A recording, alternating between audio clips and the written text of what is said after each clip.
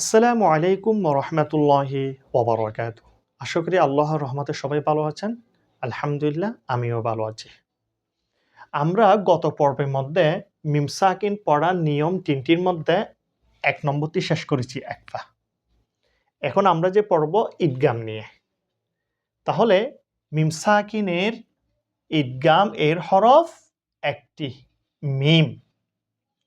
মিম সাকিনের পরে যদি মিম আসে, মিম সাকিনের পরে যদি মিম আসে তখন কিন্তু গুন্নার সহিত মিলাইয়ে পড়তে হবে। গুন্না কতটুক করবেন? ১ আলিফ পরিমাণ। তাহলে শুরু করা যাক।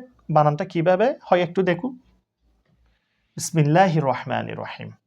আইন জবর আ, লাম ইয়া জবর লাই, আলাই। হা মিম জের হিম, আলাইহিম।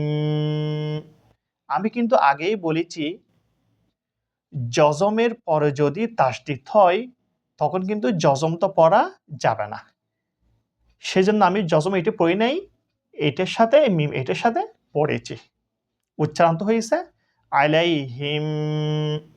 মিম সিন জবর মাস, জিম জের জি, মাস জি। দাল আলিফ ২ জবর দান, মাস জিদান। আলাইহিম মাস জিদান। আজকে তাহলে এটুকু পর্যন্ত। আরো একটা বাকি আছে, সেটা আমরা ইনশাআল্লাহ আগামী পর্বের মধ্যে শেষ করব। আল্লাহ হাফেজ।